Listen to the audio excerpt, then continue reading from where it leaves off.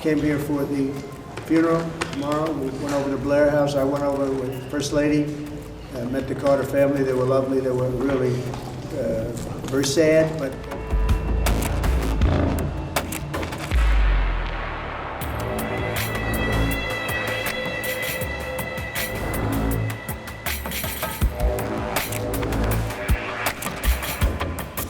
and we'll see you have a big couple of days coming up, and then in a week and a half we have I think some really tremendous things happening. We have some really, I think it's going to set this country apart from all others. We do some great work. Eddie?